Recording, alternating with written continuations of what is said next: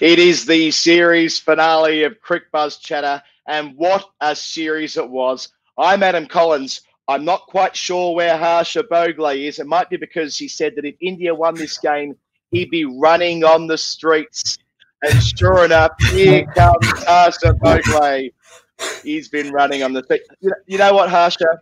They might look in the history books one day. They might trawl through and look at all the scores in the fourth innings that have been successfully chased down, and they'll see 328, and they'll say, oh, you know what? That happens from time to time. Teams occasionally chase 328 in the fourth innings. That's Test cricket. But what they won't understand is the context. They won't understand why this truly is one of the greatest victories in the history of Test cricket. Make no mistake. And the first thing you learn is don't make all these promises that you think are improbable, because they might actually come true. So, okay, I'll gather my breath. Running in the streets. Okay. Been seeing cricket for a long time, Adam. You and me, we've both seen a lot of cricket. And I've grown up in an era where it was almost considered forbidden to go to Australia and win. So 2018-19 was special. And at that point, I thought when I'm done with the game, I won't see anything as significant as that. I mean, there might be a World Cup, T20 World Cup, but an away series. This has been by far and away the greatest Test cricket performance I've seen by an Indian cricket team overseas. And I didn't think it could match 2018-19, but it has surpassed it and has gone beyond my wildest imagination. To see young people, Washington Sundar, Shardul Thakur, who won this game? Shubman Gill, Rishabh Pant.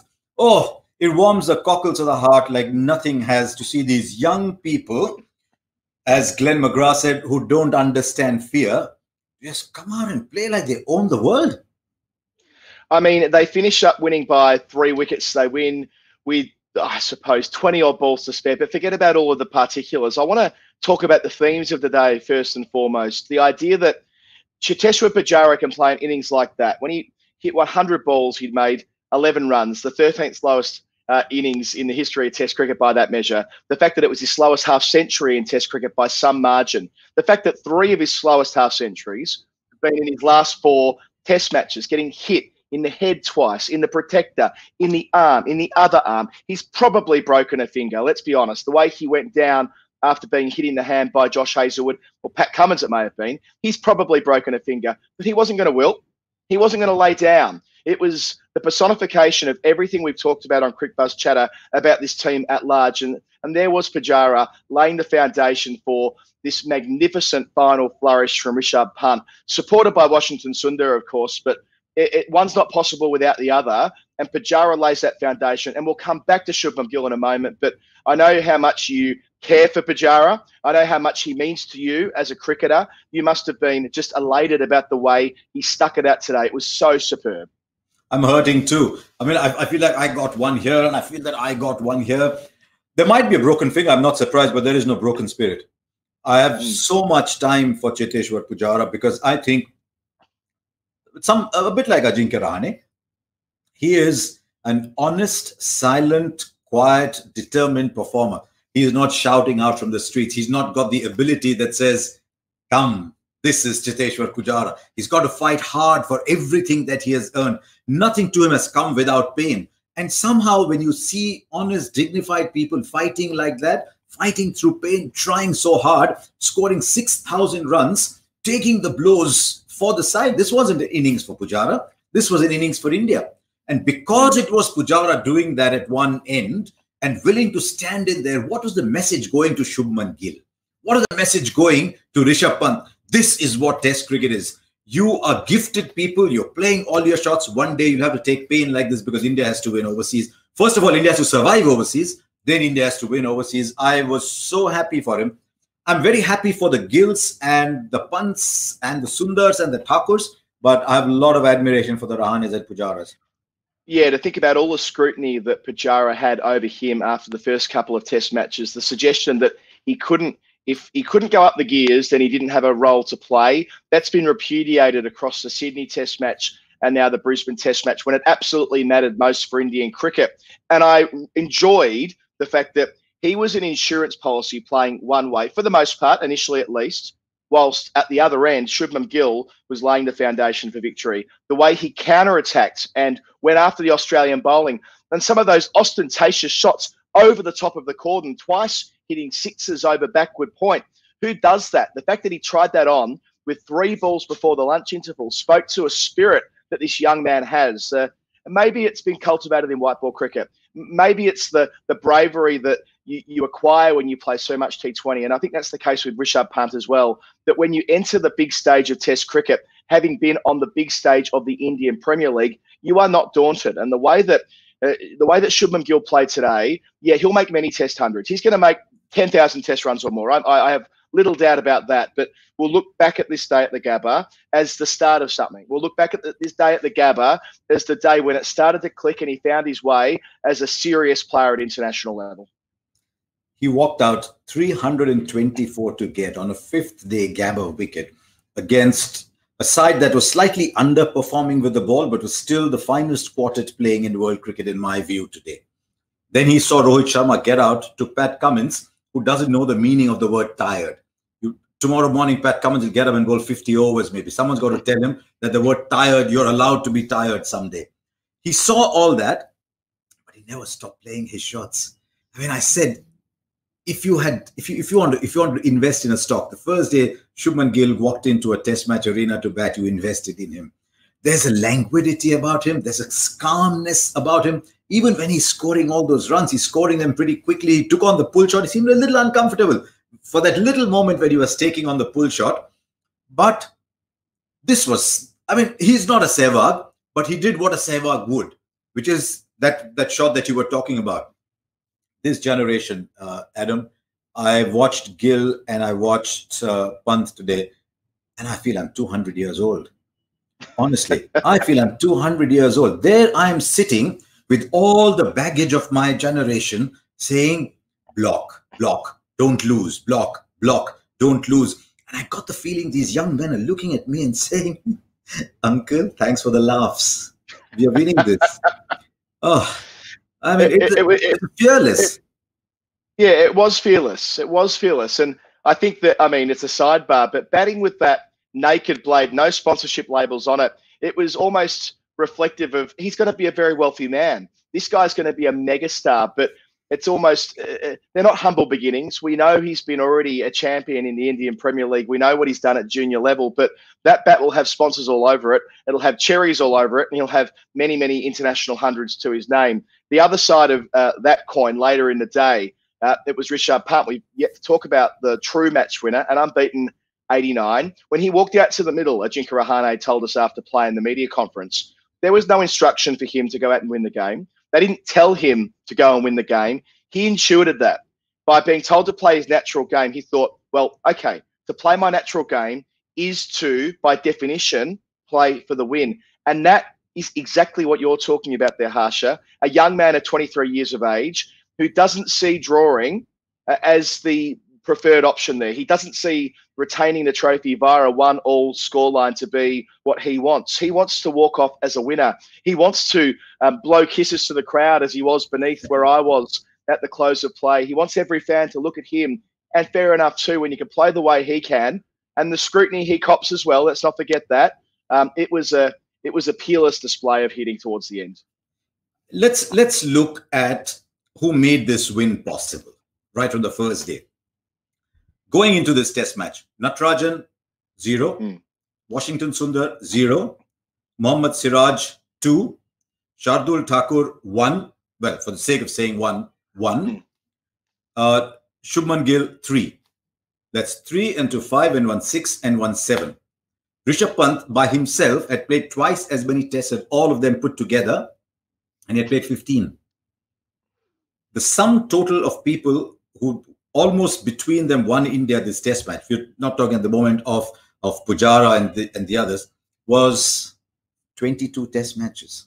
India went into this, and we should never let anybody forget it, even if they forget it, that India went into this game with 13 wickets, 2 of which were Rohit Sharma.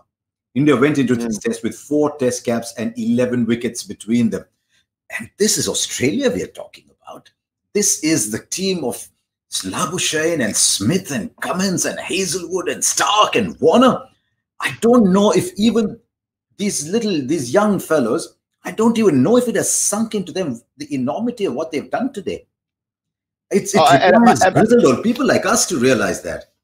Yeah, and it may not. As I mentioned before, 328. I mean, it won't stand out. It won't be a striking fourth inning. Yeah, it's a notable one. It's a fourth innings chase that stands out on account of the fact that it's at the Gabba. It's Fortress Brisbane gone for Australia. The first time they've lost a Test match there for 33 years. Viv Richards' team in 1988, the last time this happened. Virat Kohli was 16 days old the last time that Australia lost a Test match at Brisbane, to put it into some sort of broader perspective, back in 1988. And look at the man who was his understudy. I think Ajinkya Rahane was the player of the series. He probably averaged 37. He wasn't India's leading run scorer. That was Cheteshwar Pujara. But for mine, his leadership throughout, especially after all out 36, and even today in his cameo, yeah, sure, there was scrutiny over the way he got out. But when he walks out to the middle, the expectation is they're going to row back here. They're going to row back. They're going to play conservatively. Ajinkya Rahane will essentially take over from Pujara, and that will be the way this drifts towards a safe harbour, drifts towards a draw. And instead, Rahane hits a 6, 20 rows back mid-wicket. Rahane's the man looking for two, looking to turn twos into threes. There was an all-run 4 in there as well. I think he was out there for. It was the time of the game when it could have gone either way. And if they were looking for a cue, if they were looking for a spiritual leadership, they saw it, I think, through that Ajinkya Rahane cameo. And again, even though it might have only been 25, I think he made when he was dismissed not long after the tea break, for mine, it was as important as any other contribution through the course of the day, and puts a full stop on a marvellous display of leadership, which started on Boxing Day, finishes today at the Gabba, the greatest display of leadership on these shores since Frank Worrell, make no mistake. And he'll leave this country with his reputation enhanced like no other. Exactly a month ago, India faced embarrassment in the eyes of the cricket world. I mean, it's only sport. I've always maintained there's no shame in sport. It was embarrassing. 36 all out. That's what a school in the first round makes against the champion school side. 20 overs, 36 all out, and this charismatic batsman going. I have no issues with Virat Kohli leaving the side. As I keep saying, and you're a new parent, that this happens only once in your lifetime. Series come and go. So I have no issues with Virat Kohli going. Now, you are living in a rubble. Literally, this edifice that you sought to build is now being reduced to rubble. Out of that rubble, they've built this magnificent palace. And that has been built by the leader with all these young people around him. And as a turnaround in world cricket, sometimes you get carried away by the present. So sometimes you just got to sit back and say there must have been other moments too. But in the history of Indian cricket, there has not been a turnaround like this. One in Melbourne, this heist in Sydney, and this ridiculous win in Brisbane. I have not known a turnaround. If I were to retire today, I'd retire a happy man. Well, look, I mean, Australia won the opportunity to bat first at Brisbane and Sydney and Melbourne and didn't take advantage of it.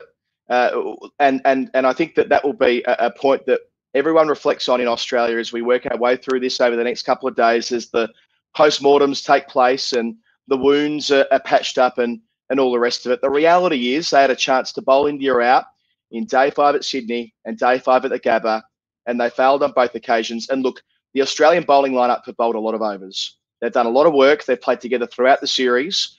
They've been in hubs for 5 months. Of course, a lot of international players have been in these situations, but they have done it tough as well, and they couldn't get the job done today. Nathan Lyon in his 100th Test match finishes on 399 Test wickets, just 2 wickets on the final afternoon. And that will be a point of attention as well. So will his fields. The fact that he had all the leg side packed, only 3 on the offside, never had a silly point. It was a fairly reductive plan to the Indian right-handers. And you can kind of see that this will take a lot out of them. The Headingley Miracle, the difference with the Headingley Miracle in 2019, Harsha, was that it was one man. It was one extraordinary feat. Yes, some supporting acts, but principally around Ben Stokes doing something that happens once in a career, once in a lifetime, once in a generation, perhaps once in a century, based on the data. Now, what we saw today was something completely different. A whole number of people contributing. One of my favourite parts of today, Harsha, was when they did their impromptu lap of honour, it was all together as one. Rishabh Pant didn't charge off the field as the hero, with his bat raised in the air, into the arms of the captain, Ajinkya Rahane, who was the coolest and calmest character of them all when they won the Test match, by the way. They walked around together, whether you were wearing a blue outfit as a member of the support staff, the doctors, the physios who had so much work to do throughout, all the support staff, the rest of the extra players who were there wearing their orange high-vis vests, the players who were injured like Jasprit Bumrah, who couldn't have been happier for his colleagues. They were there together as one, lapping the Gabba, and it wasn't just about Rishabh Pant, it wasn't just about Shubman Gill, it was about the collective, and that's leadership. And that collective overcame over 1,000 Australian Test wickets coming into this match from that big four, and it was the classic case of a champion team beating perhaps a team with a number of champions in it. Two things stood out for me, two visuals stood out for me. One was when Siraj went back after taking 5 wickets. I might have mentioned this already, but it's worthy of mentioning again. Siraj goes back after taking 5 wickets. Everyone is shaking hands. Yes, I took 5 wickets, got the ball. He's happy. It's one of the great stories of our times, Mohammad Siraj. And there's Jasprit Bumrah waiting for him. And that's a hug like a brother gives another. So that was one thing that stood out for me. The other, Washington Sundar is coming back after he's out. First person on the edge of the boundary line is Ravichandran Ashwin. And I thought, here are 2 senior players who are sort of leaders by dint of performance, not by dint of designation.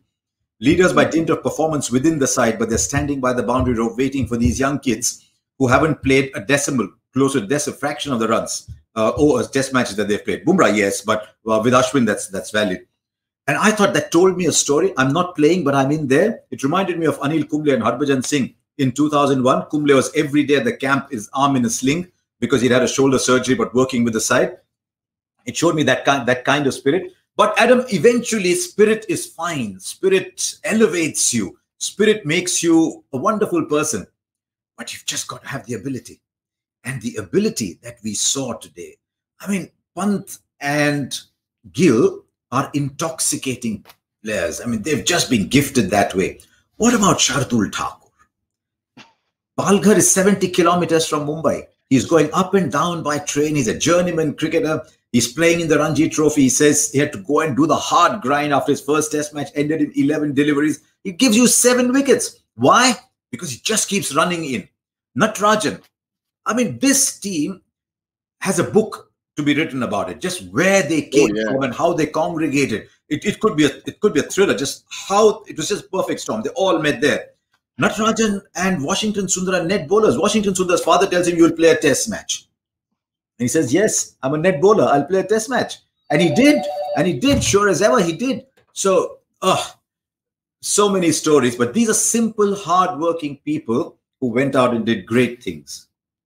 And I'm sure that book will end up being written by our colleague from Cricbuzz, Bharat Sundaresan, who I'm sure will have a contract in no time at all.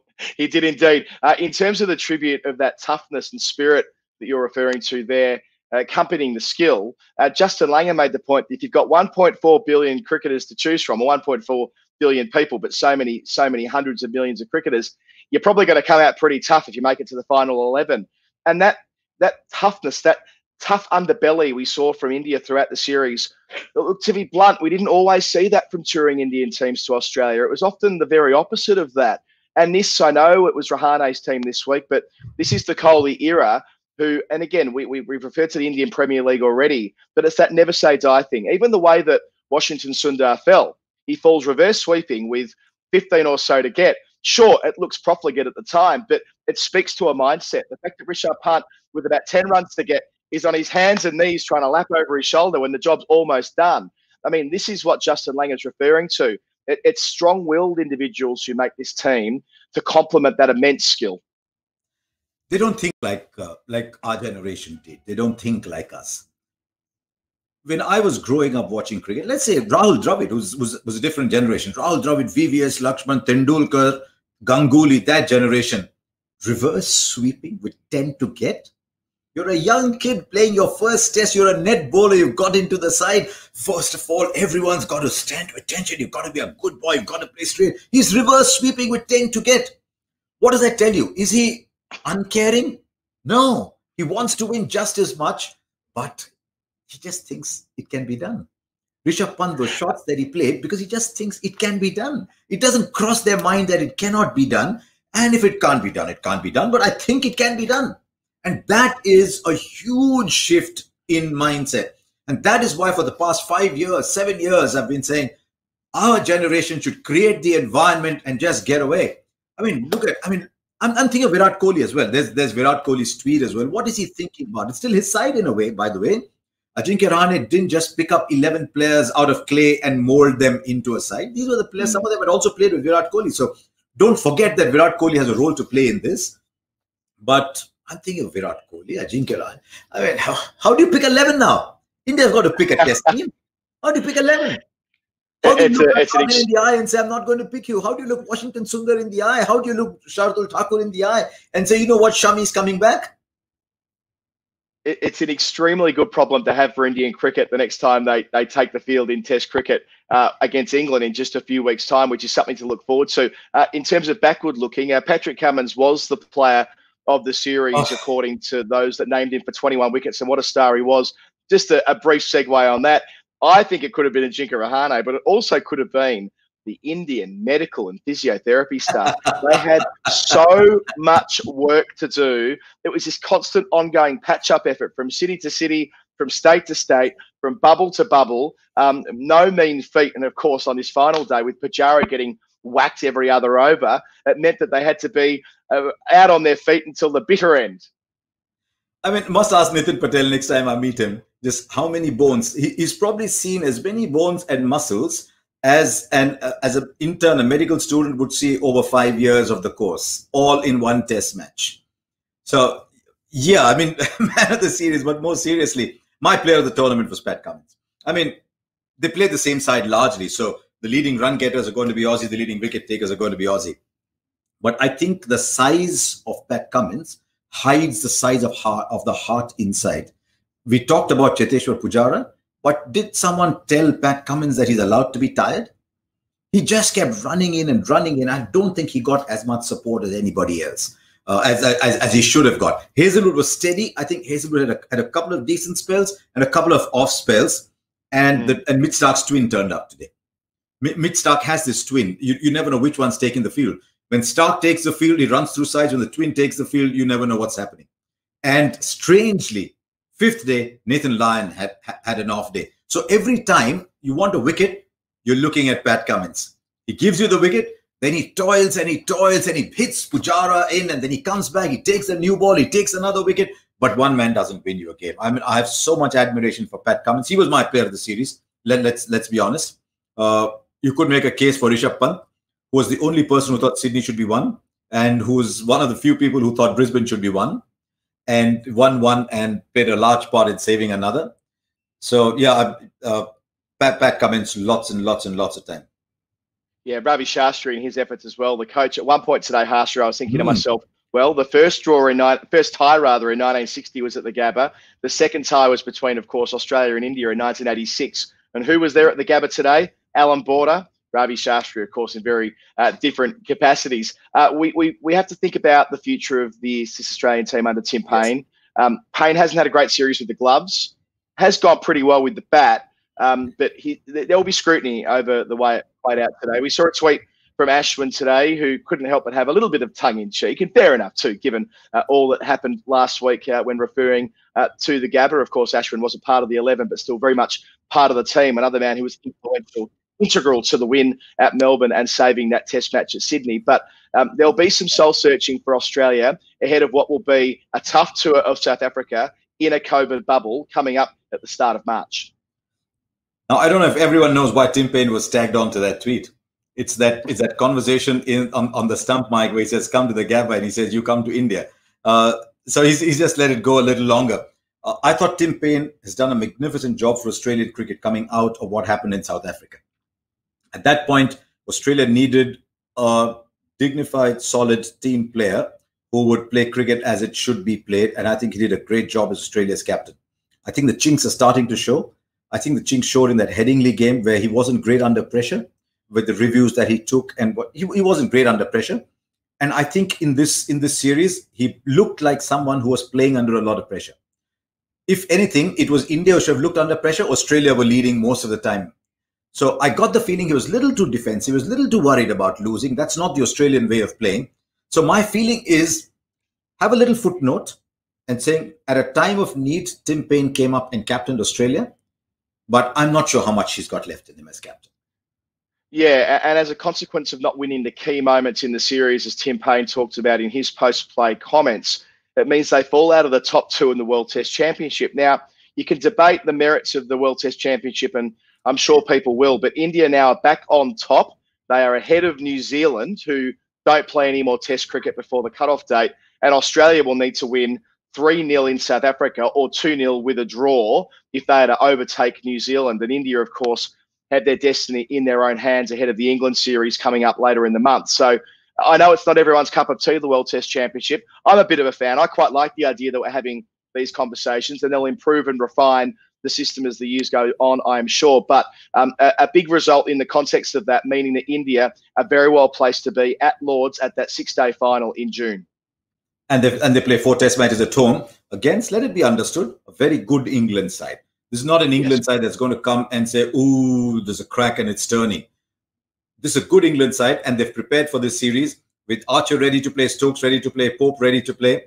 I think that Crawley is a good player. Root is in form. It's a good side. Moeen Ali comes back. Moeen Ali is rated, I think, better outside England than within England. So it's a good England side. But this side is just going to, one way of looking at it is this side is going to go so full of confidence after beating them. But the side that plays England, does it bear any resemblance to the side that won this great Test match? How many of those are going to be playing? And there was this lady, and I remember her name, Vijaya Durga, I think. She sent me this message saying, is the Indian cricket team like the ship of Theseus? And the big paradox of the ship of Theseus, of course, is that if you change every component from a structure, is the structure still the same?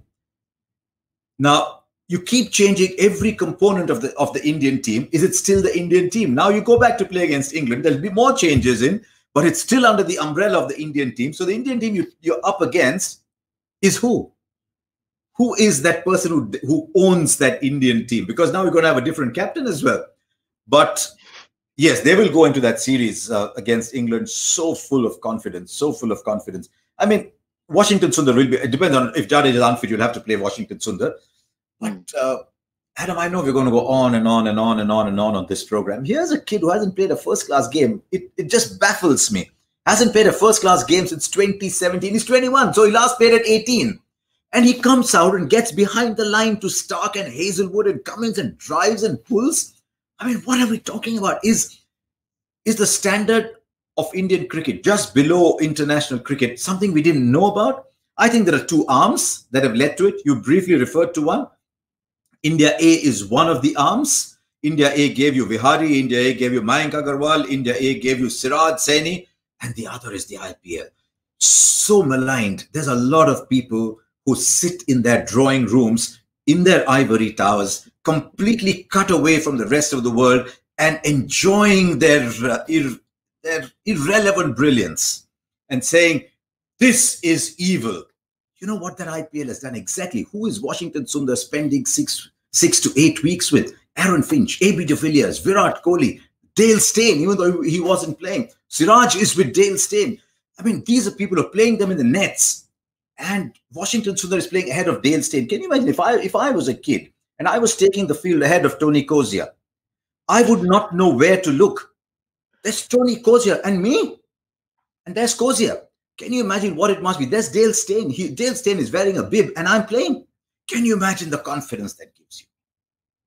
Absolutely. If I had my way, I'd play them all. But in all probability, they won't all play together again. One of the many quirks of what's been a remarkable series, which means that for one final time, Harsha, we have to go into the hotspot.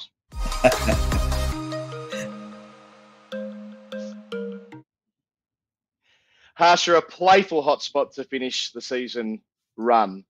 What is it about India breaking Australia's runs? Kolkata 2001, Perth 2008, and of course the Gabatoir, 33 years broken today. India, they just love ruining Australia's party, especially these long winning streaks. Australia have ruined so many Indian parties over the years, Adam. So many. It's time we give them a little hint back. It is now one of the great rivalries in our sport. I mean, India versus Australia before 1999, in spite of that series in 98 and that one-off in 96, was not really a rivalry. Post 2000, what are we seeing? I don't know what it is about India. If Glenn McGrath wasn't such a nice man off the field, I might have referred to it more often on the broadcast. But I did sort of very sneakingly get a word in about the two consecutive 16 test runs that India broke now at the Gabba. They might turn around and say 2004 Nagpur or whatever. I don't know what it is. I just think that this is a generation that is not afraid.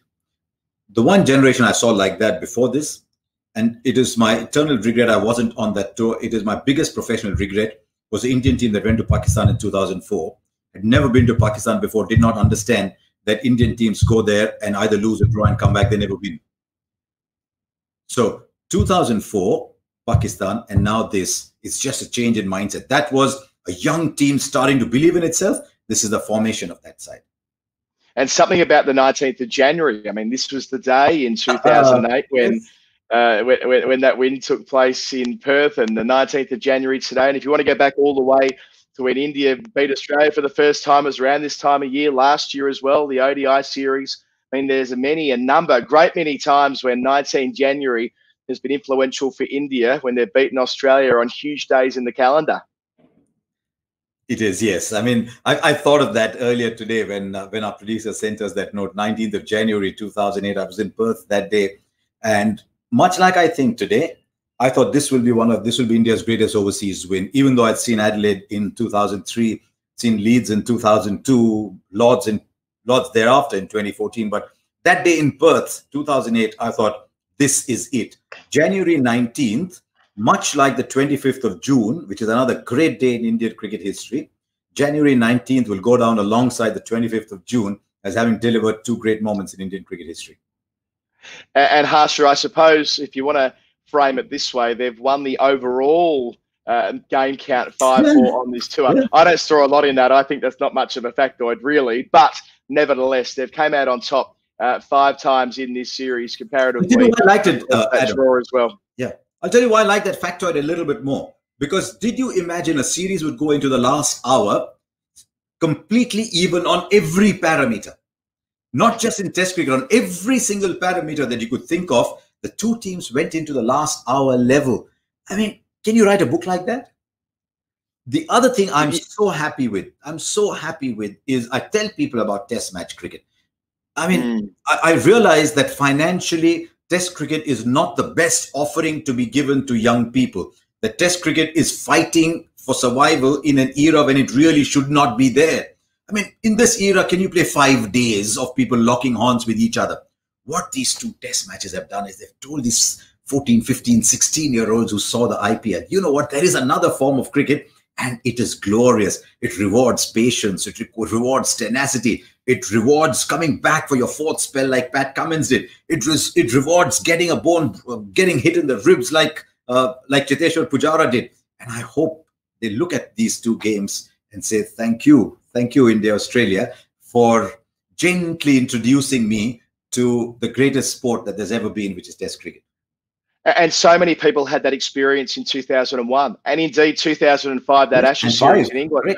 2001 was so influential for a generation of young fans who were finding the rhythms of Test cricket and understanding how it can ebb and flow, and that extraordinary payoff after 5 days of investment. In the case of this series, 4 Test matches, 20 days near enough of investment and build-up, and all the overnights when we didn't know what would happen the next day, and all the rain radars we were scanning through on our phones. It was all worth it when all 4 results were entirely plausible when you get to the last hour, when that second new ball was taken this evening. Again, we talked about it at Sydney, but it reinforces why Test cricket is the greatest sport in the world, the greatest format of the greatest sport, because you just can't get that anywhere else. You can't get that degree of buy-in and investment for that payoff. The fact that we will continue to talk about this particular interaction at this particular day of Test cricket, this will stand in the memory for years and years. And sure, other sports have great finales and they build to wonderful moments, championship games and all alike, and we all remember those. But they are one-off, binary, win or lose. Test cricket has so much more to it than that. And as you say, T20, gosh, it has its place. We talked about the influence of white ball cricket on what we saw today and what a beautiful thing it was. But for those who love Test cricket and for those that want another generation to love Test cricket and join us and get involved with what we love so very much, days like today can be so important and so influential. It's not their dad's game anymore. It's their game too. Beautifully put, Harsha. Yeah, that's what I hope happens. I'm almost reticent to do this, but we've got to press fast forward.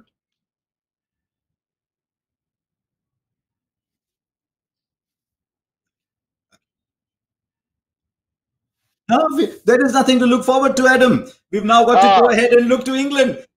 I mean, we have enjoyed this game so much that we wish there was a fast forward. Fast forward to when do India and Australia play next? I say play every year, play every alternate year. Make it like the Ashes. I think they will. I actually think that will be a legacy of this series. Not necessarily that India and Australia don't play each other enough. I think they play each other plenty. But I think that this is a 4-test match series. It's advanced the argument that when India play Australia, it should be over 5 test matches, whether that's in Australia or in India. And hopefully we can continue to litigate that case in the years to come because it's earned it. I mean, not to say we needed a 5th test match for this to be a great series, but we certainly would have enjoyed it. And Harsha, on a personal note, what a great thing that we've been able to do here on Cricbuzz each night, to have this platform, to have these conversations with hundreds of thousands of people, indeed millions of people who've engaged with us in different ways, watching, clicking the link, commenting on the different platforms and wanting to be part of the conversation with us and share their experience and share their love of the game and their love of Test cricket. It really is a privilege, isn't it? And between the two of us, we haven't played as many tests as Washington Sundar has. And we never will. And we don't want, and we don't have to, because you can love what you're doing without having to do that. So yeah, I've enjoyed these discussions. We've had our share of critics. We've had our share of people saying that they enjoy what we talk about. But I think this is what our sport does. Our sport allows everybody to come in, have an opinion, have a discussion. You don't have to agree with us. It's all right. All I will say is, unlike on Twitter, if you disagree in a civil manner, because that's what this program is about. It absolutely is. So to everybody who's engaged with Harsha or myself through the last 5 or 6 weeks, it's been a beautiful thing, as has this series. So everyone back at home base, Aberdeep especially, for bringing this show together each day. Shashrendu as well. Thank you for your incredible support. We appreciate it an awful lot. This has been Cricbuzz Chatter. It is time to say goodbye. Harsha, you're a great man. You're a great human being. Thanks for being a great friend as well. Thank you to the Australian team. Thank you to the Indian team for putting on this marvellous show. Let's all do it again sometime. Good night.